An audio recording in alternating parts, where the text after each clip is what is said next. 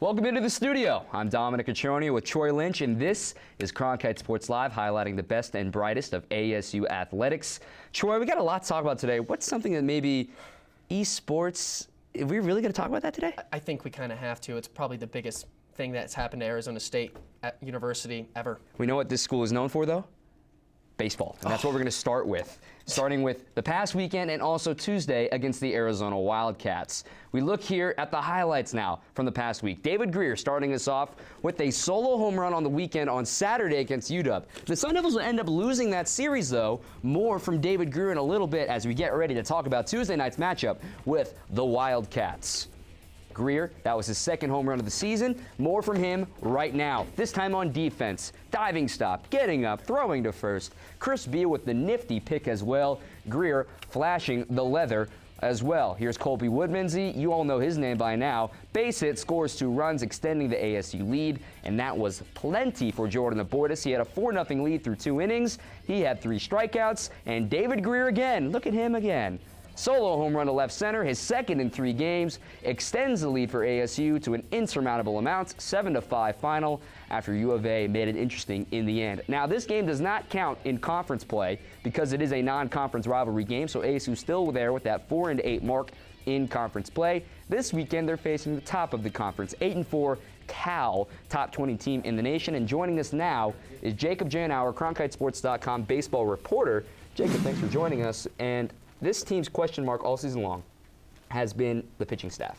What can you update us on this weekend? Well, Dom, a lot of it's going to hinge on whether Eder Arribas pitches tonight. Both head coach Tracy Smith and pitching coach Brandon Higlin told me that if ASU has a lead in the 9th inning tonight, Arribas will come in to get the save. But right now, he's penciled in to start on Saturday. If he pitches tonight, it's going to be Reagan Todd or Eli Lingos, most likely on Saturday. Those are guys with experience following Seth Martinez tonight. And then on Sunday, Smith said they're most likely going to go with a bullpen game. They did that last week. Chris Isbell got the start. They'll probably mix and match with 5 to 6 pitchers and kind of test their pitching depth a little bit against the Golden Bears.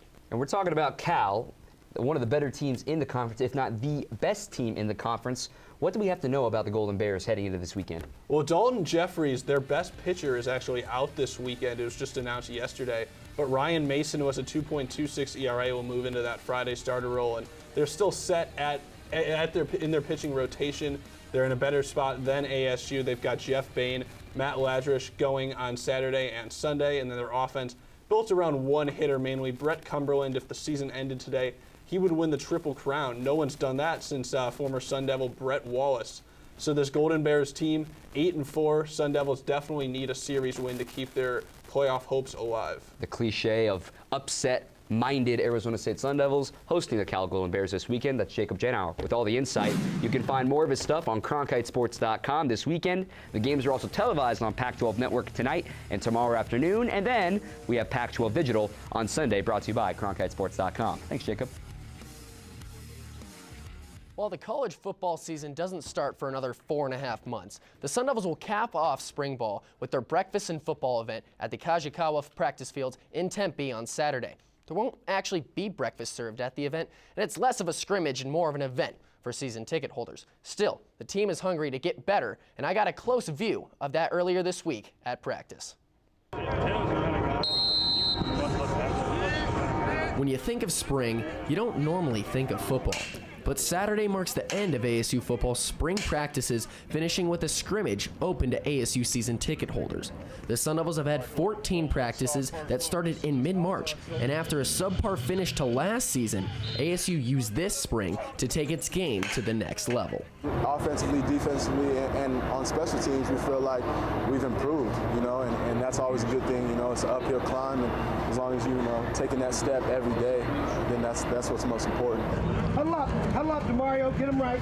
There are many uncertainties heading into the 2016-2017 season, the biggest one being who will fill the vacant spots. During the spring, players have had to try new positions, making people wonder if the team's chemistry will be altered. I really like the chemistry on our team. Not a lot of talk and a lot of doing. On Saturday, Sun Devil fans will be able to get their first look at the football team during the scrimmage. But when asked what to expect from the contest, junior running back Kalen Balaj responded with a classic, You'll just have to see for yourself. If you're a season ticket holder and you want to see Kalen Balaj and the rest of the Sun Devil football team, their last practice will be the Breakfast and Football event. That'll be at 10 a.m. on Saturday. It'll also be broadcasted on Pac-12 Arizona, and that'll be the last action until we see the Sun Devils in fall camp that starts in August. What's the first name you think of when you hear Arizona State men's golf? It's obviously Phil Mickelson, but maybe Ches Reavie, Billy Mayfair, or Paul Casey. But soon it will be Jon Rahm. Well, Bryson DeChambeau has been stealing the headlines by earning the low amateur medal at the Masters last weekend, then leaving SMU early to turn pro this weekend. Rahm is quietly putting together another All-American season, which would be his 4th straight. He would only be the 4th Sun Devil to ever do it, and the 1st since Phil in 1992. Rahm's biggest accomplishment already this season is 10 top 10s. In 10 events, he's batting 1,000. That includes 2 wins, one at home in the ASU Thunderbird Invitational at Karsten Golf Course, the other at Isleworth, which is one of the hardest courses in America, in the Tavistock Invitational. Defending the Hogan Award is the only golfer in America with 10 top 10s. Next is the Pac-12 Championships in 2 weeks for Jon Rahm. So we've been talking about my favorite sports, golf and baseball. So now we need to appeal to the rest of the world, and that's social media. That makes everybody happy. Absolutely. So we bring in our specialist, newly minted 21-year-old Gavin Shaw, joining us here today for social media. Well, guys, I just turned 21. Kobe Bryant just finished up his 20th season in the NBA, his last one. And it was safe to say that that had an impact over social media, particularly in the Arizona State community. DeAndre Lewis starting it off saying, Kobe, on 50 shots, you couldn't do better than 44%. Guys, the NBA league average is 45%. So is this just an indictment on the Arizona State math program, or is DeAndre Lewis just getting a little bit overexcited for one of the greatest players of all time, ending his career with 60 points? Listen, Kobe's teammates told him not to pass the ball. We all knew Kobe was going to be taking a lot of shots, but 60 points is still 60 points. No matter how many shots he took, it's his final game. He's got to go out with a bang, and that Kobe did. Just remember, Kobe's final play is an assist. Just saying. Yeah. That was incidental, Dom, but it was honestly one of the 10 greatest sports moments of my life, and it was one of the 10 greatest sports moments of Sam Cunliffe's life. In 2038, he wants to have a Sam I Am Day, the ASU basketball recruit. What's that going to look like in 2038? I think there's just going to be a lot of green eggs and ham. Sounds like a good That's a good bet. Yeah, I mean, I guess Dr. Seuss has to be involved just because the saying came from him. So, yeah, green eggs and ham. We already have a lot of green. It's St. Patrick's Day, so go for it, Sam, I guess. All right, Sam, 22 years when you're a professional in Croatia or somewhere in Eastern Europe, we're going to make sure you get your due. Third and final tweet from Bobby Hurley. We go a little away from the hardwood to go to the computer world. The heroes of the dorm champions, Bobby Hurley shouting them out. I didn't know that he knew what esports were. I also didn't know Bobby Hurley knew how to use emojis. Yeah, it's surprising, but Bobby Hurley knows a lot more than just basketball. I mean, I don't know if that was a part of his E60 that was just dropped the other day, but I mean, Bobby Hurley is a very versatile man. And to counter your point, he does know how to use emojis, because remember that This Is Sports Center commercial with Coach K, texting each other, and Bobby Hurley's in that group message texting him a purple devil, and Coach K's all confused, like, what's this emoji mean? Trying to learn. He's teaching Coach K. Of course. I had a suspicion it was Arizona State basketball SID Doug Tamaro sending the emojis. Right. But apparently Bobby knows what he's doing. All I have left to say is Mamba out. That's Yeah, Shaw. way to go. He's out. Thanks for social media, Gavin. Good dip. At the top of the hour, ASU gymnast Taylor Alex will be competing in the NCAA championships as an individual competitor. She will participate in the vault after she won the Tuscaloosa Regional with a score of 9.9. I don't know much about gymnastics, but sources tell me that it's on a 10-point scale, so 9.9 is really good. Alex is the first ASU gymnast to qualify since Mary Atkinson in 2010. The championships can be seen on ESPNU. Arizona State lacrosse is enduring Hell Week this week with 4 games in 7 days. When you're working that hard, things may be said that will later be regretted. That's especially true for a frustrated Sun Devil team having its worst season since 2005. After the UNLV game, head coach Todd McRobbie shared where some of the frustration lies. Well, I don't know. Whatever I told them didn't seem to work because they gave up 2 goals in the first 2.5 minutes. So whatever I told them probably wasn't right, and they finally figured it out. You know, they haven't yet to express their dominance over somebody. I mean, they held San Diego State to 2, but giving up 8 is not our goal. Our goal is always 5 goals or less, 3 or under penalties, and, ideally no shots, but, they didn't reach their goals today. To break it all down and what this week means, we bring in an expert in high school lacrosse standout, Blaine McCormick. Blaine, thanks for joining us. But earlier this week, we saw Arizona State take down number 5 Colorado. Nobody thought they were going to win. What did Arizona State really need to change and beat the Buffaloes? I mean, it was all in their offense, especially from the production of the freshmen on this team as well. And you'll see in the upcoming clip that the freshmen on this team really had a great movement, especially down at the X position. Jake Marthins, look at this open lane right here. Marthins passing right to Patrick Haviland up top, right in front of the cage, and for an easy dunking goal. And it's able to go in the net for it. And that'll put the Devils within 2 at this point in the time. Now, speaking of quick sticks, let's talk about Zach Mathian, the face-off specialist for this team. 17 of 21 in this game, and he had a tremendous season so far. And the speed of this Arizona State team is tremendous. As you see on this play as well, the final goal of the game, Tommy Carrasco, see you later, right to the right pipe, and in order to seal the deal for the upset. And coming into this one, Colorado was ranked as number 5, while Arizona State was a 14.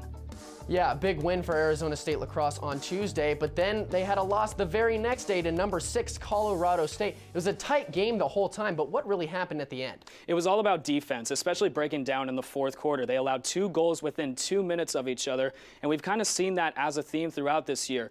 3 out of their 5 losses this season have come within 1 goal of each other. So they just need to keep calm on defense and really possess the ball well and not make those dumb turnovers. So it's the end of the regular season for Arizona State, also the end of Hell Week, but they still have number 7 U of A to look for on Saturday. What do we really need to look for in this territorial matchup? This could possibly be the hardest game of the week, like you said, for Hell Week, because University of Arizona is kind of a dark horse in this situation with the MCLA. We don't really talk about them too much, but they have a 7-3 record along with a number 7 ranking, and especially their goaltender right now.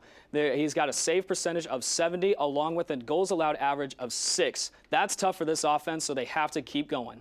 All right, game tomorrow in Tucson, 7 o'clock, won't be broadcasted. Blaine, thanks for all your work. Thanks, Troy.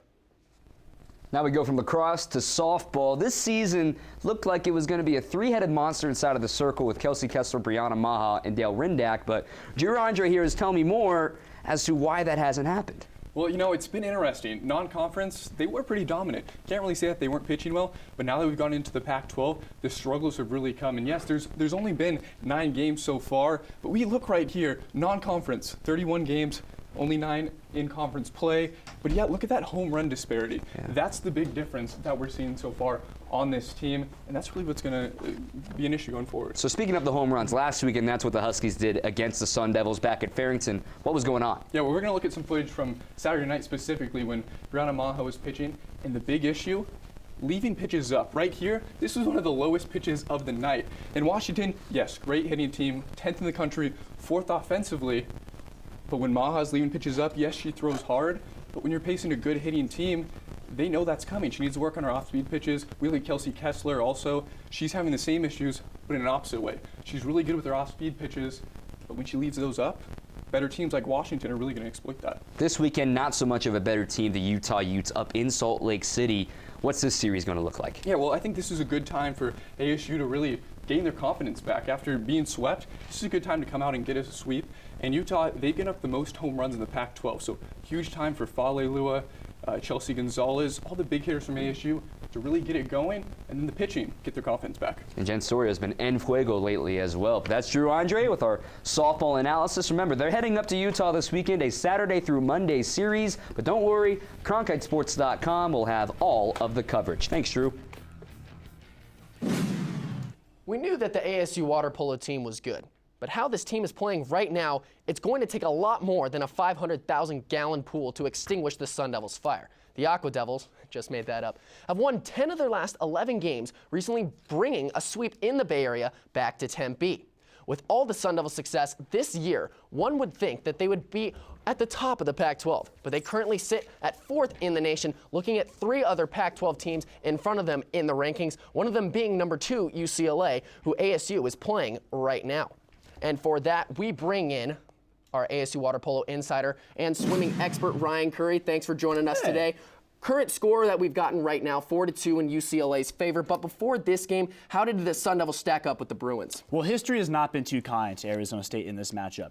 ASU has only beaten UCLA once. The record is 1-17. So going to this matchup, history not the best to the Sun Devils. However, they are led by a lot of athletes, key seniors, Abby Kurth, Daisy Carter, Katie Sturchek. Along with that, they've got freshman superstar Maud Kubin, who has 29 goals this year, and she's looking really good. So don't count the Sun Devils out today, because they are a very good team going into this matchup today. So let's stay in the pool, but we'll switch sports. Yeah. Swimming, they're off season right now, but earlier today, this is where you were, the Mesa Grand Prix, where a lot of Arizona State swimmers and Olympic swimmers were at. What'd you see from that? Well, what I saw to that was the premier athletes in the sport of swimming at the Mesa Grand Prix, showcasing what they do best, and that's their talent. A lot of top swimmers. You're talking Michael Phelps, Ryan Lochte, Missy Franklin, you name it, they're there. And that's what's really cool about it. And for Arizona State, they were able to register a lot of their athletes into this competition, and that's why it was so cool to go out there today and see them swim. So you mentioned a lot of big-name swimmers. Let's talk big-name coaches. Bob Bowman, he's got a lot on his plate right now with the Mesa Grand Prix and the Olympics coming up. What's his schedule like? It must be crazy. Oh, man, Bob Bowman, obviously one of the busiest guys you can find in the sport of swimming. He's got a book coming out, Troy. He's really busy. I'm pre-ordering that. Oh, of course, absolutely. But this summer, he's the head coach of the U.S. men's Olympic team. So he's obviously going to be busy with that. He's also the head coach of ASU, and they've got a lot of athletes that are going to be going to the Olympic trials this summer. So look for them. He's also on top of that coaching Michael Phelps, who's trying to make another great Olympic run. So Bob Bowen, a busy guy, great coach, phenomenal person. All right, you're also a busy guy too. You'll be heading to the Olympics with Bob Bowman and the rest of the Michael Phelps and the Olympian swimmers as well. And we'll keep you updated. 4-2, still the score in the pool in LA, UCLA versus ASU. Thanks again, Ryan. Of course. This is a reader I never thought I ever would do in my sports career. But here it goes. Arizona State won a national championship, but in video games. The real dream team consisting of Param Imami, Stefan Anderson, Austin Lonzert, Isaiah Rubin, and Michael Udall claimed the top prize in the Heroes of the Dorm 60-14 tournament. So the game itself isn't exactly Super Mario Brothers, but the Heroes of the Storm. Each player has their own skill set and uses those skills to fill their own certain team roles. But the goal of the game is simple: survive the other team and the defensive structures to destroy their home base, or as ASU fans learned last year, going ham on the core. The most impressive feat about ASU's team was the fact that they didn't drop a single game in the entire tournament. And those matches are best of 5, so they went 3-0 in all 6 matches, Troy. It's your move, Ground Sports. Oh my gosh. Well, we'll talk a little bit more about Ground Sports in this next segment, the way it is. You've seen it before. We ask each other questions. There's a winner. It'll probably be me this week. I'm just saying right now. I'll ask you the first question. We just talked about some esports. So if you could participate in one, what would it be? Definitely Super Smash Bros. Brawl. I feel like that's the only video game I've ever really given time to, unless we're including MVP Baseball 2005, and plus I beat you every time in it. So if you were in the tournament, I beat you. Moving on, next question. Who will be ASU's quarterback next season? Wow, that's a tough question. It's still a toss-up, but right now I'm looking to Manny Wilkins. He's a dual-threat quarterback, and that's something Arizona State football hasn't seen the past few years with Taylor Kelly and Mike Bercovici. It's tough, but it brings a new dynamic to this football team that Arizona State could really use. So Bobby Hurley, ASU basketball, he had an E60 dropped on this past week. Did you watch it? And if you did, what was your favorite part? Shout out to Jeremy Schapp, because it was a fantastic piece. But one thing I would say is when he was coaching with his brother Dan at Wagner College, junior college, he was an assistant coach. They're both calling for a charge foul, and they thought they got it, but the referee called a blocking foul instead. And in Hurley fashion, he throws a tantrum and sits back down on the bench. That's terrible in his thick New Jersey accent. That was my favorite piece. Next, ASU lacrosse, a great week in Colorado. Are they legitimate? Yeah, I think they are. If they're going to beat a top 5 team in the nation, you've got to be legit. Yes, they've lost 5 games this year, but I mean, we heard it, Blaine McCormick say it earlier, 3 out of the last 5 losses all came from 1 goal. If they score a few more, their record can be completely different than 5-5. Last question for you. Huge week in sports, especially for sports journalism. Kobe's last game, Warriors breaking the record. Which one did you watch? I watched Kobe's last game because records can be broken. Okay. That's the key part of this. The record will be broken again one day by some super team, and the Warriors will be coming out saying, oh, they can't beat us, just like the Bulls are doing that there. I watched Kobe's game because they're not going to get to see Kobe again. All right, well, the only record that really matters right now is who wins this one. It's 1-1. Give it to me. Oh my goodness. All right. See, humble and kind. That's what Tim McGraw told me to be at start of shows. But when I think of April 15th, I think of 2 monumental events. Jackie Robinson breaking the color barrier in baseball in 1947, and the Boston Marathon bombings in 2013. While these two events are not related, they share the same healing power that sports possess. Some of the men in Jackie's corner were Branch Rickey, Ford Frick, and Pee Wee Reese, despite the country threatening action on a colored man playing baseball. Jackie just kept on playing ball, and soon enough, it was normal again. In Boston, nobody dictates their freedom, as David Ortiz famously said with an expletive in the first Red Sox game since the attack. The entire city just kept rallying behind Boston Strong.